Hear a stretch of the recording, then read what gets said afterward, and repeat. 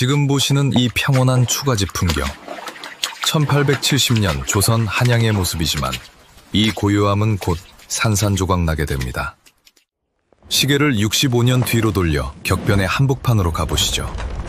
도착한 곳은 화려함과 비극이 공존하는 1935년 경성역입니다. 어떻습니까? 빌딩과 전차가 생경한 거리. 이곳은 더 이상 조선의 수도가 아닌 식민지 제국의 도시 경성일 뿐입니다. 소달구지가 덜컹거리던 자리에는 택시와 인력거가 거친 숨을 내뱉으며 사람들을 아슬아슬하게 스쳐 지나가고 있군요. 도로 한복판을 굉음과 함께 질주하는 전차. 집신신고 걷던 이들에게 이 거대한 기계는 마법이자 공포였습니다. 전차 안은 양복 입은 신사와 붓짐맨 농사꾼이 무릎을 맞댄 곳. 그 시절 조선을 가장 잘 보여주는 공간이 아닐까요? 이 전차를 타고 남대문을 향해 내려가 보시죠. 덜컹거리는 차창 너머로 욕망과 억압이 뒤섞인 도시가 이어집니다. 저 앞 남대문이 보입니다. 성벽이 헐린 지금은 도시를 지키는 성문이 아닌 하나의 전시물처럼 남겨진 모습입니다. 도성의 성벽은 일제의 도시 개조 속에 사라졌고 남대문만이 차가운 교차로 한가운데 외롭게 서 있을 뿐이죠. 남대문을 지나 도착한 곳은 남촌 혼마치입니다.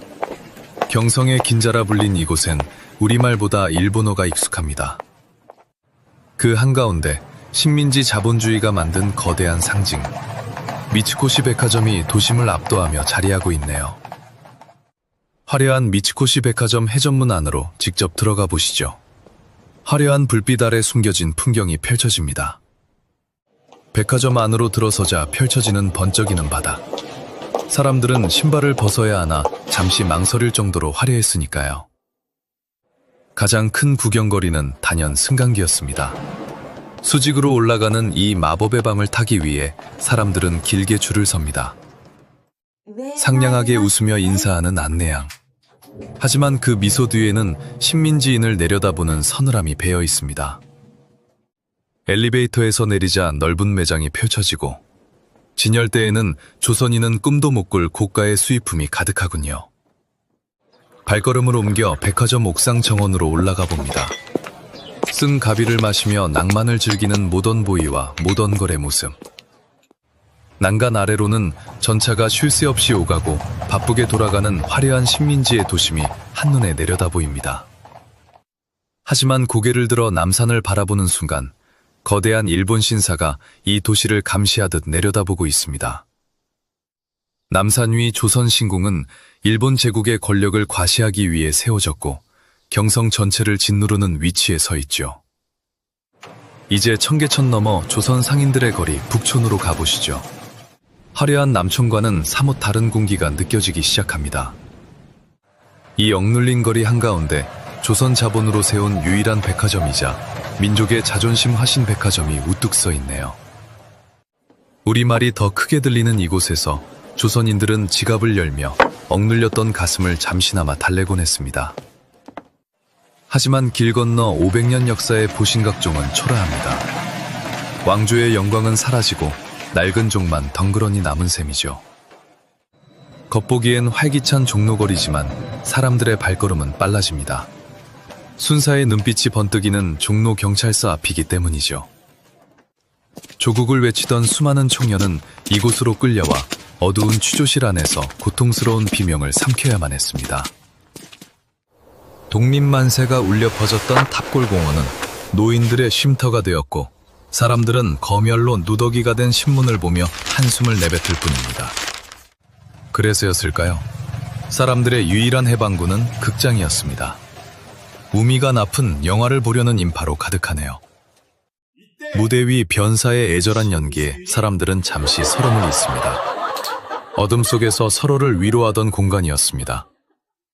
그러나 극장을 나서 서대문 쪽을 바라보는 순간 그 알량한 위로는 차가운 현실 앞에 산산이 부서지고 맙니다. 화려한 도시의 이면에는 가장 처절하고 아픈 장소가 존재합니다. 바로 독립투사들의 피가 맺힌 서대문 형무소입니다. 조국을 되찾겠다는 일념 하나로 독립투사들은 이곳에서 끔찍한 고문과 모진 신문을 온몸으로 견뎌야 했습니다. 차가운 감방 안에서도 그들은 꺾이지 않는 마음 하나로 버텼고 그들의 희생은 도심의 그림자가 되어 남았습니다. 이 고통의 뿌리를 따라가면 경복궁을 가로막은 거대한 건물, 식민지 통치의 심장인 조선 총독부가 서 있습니다.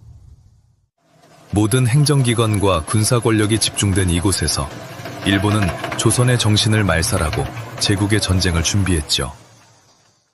전쟁으로 치닫던 일제는 경성을 병참기지로 만들고 거리 곳곳엔 군용 트럭이 쉴 새 없이 흙먼지를 일으킵니다. 내선 일체를 강조하는 산전 문구가 거리마다 나부끼고 우리말 대신 일본어 서형이 강요되던 시기였습니다. 학교 운동장마저 군사훈련장이 되었고 어린아이들은 목총을 든 채 사람을 찌르는 연습을 강요받아야 했습니다. 하지만 놀랍게도 이 억압조차 1935년 경성이 숨기고 싶어 했던 진짜 밑바닥의 모습은 아니었죠. 청계천 둑방에는 땅을 파고 거적을 덮은 토막이 끝없이 늘어서 사람들이 겨우 몸을 누이며 살고 있었습니다. 아이들은 놀이보다 생존을 먼저 배웠고 남천에서 흘러온 더러운 개천물로 빨래를 하고 밥을 지어야 했습니다. 쇼핑백을 든 귀부인과 맨발의 거지아이가 공존하던 도시, 동양의 파리라 불린 경성의 진짜 얼굴입니다. 이 굶주림의 절망은 한강 너머 영등포까지 이어지고 밤낮 없이 연기를 뿜는 굴뚝 아래서 노동자들은 시들어갔습니다. 여공들은 하루 12시간씩 기계처럼 혹사당하며 제국의 전쟁 물자를 만드는 소모품으로 이용당할 뿐이었습니다. 피 맺힌 손등의 상처들은 제국의 야욕을 위해 쓰였고 그들의 눈물은 공장의 소음 속에 묻혀 사라지고 맙니다. 어둠이 내리면 공장 연기는 멈추지 않은 채 인공의 네온사인이 화려하게 도시의 슬픔을 덮기 시작하죠. 술집에서는 사의 찬미가 흘러나오고 취한 사람들은 비틀거리며 지독한 현실을 잠시나마 잊으려 애를 씁니다.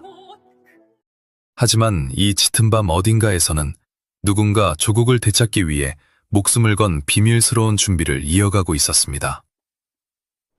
밤 12시, 공습경보 같은 사이렌이 울리면 통행금지가 시작되고 화려했던 도시는 거대한 감옥으로 변하게 되죠.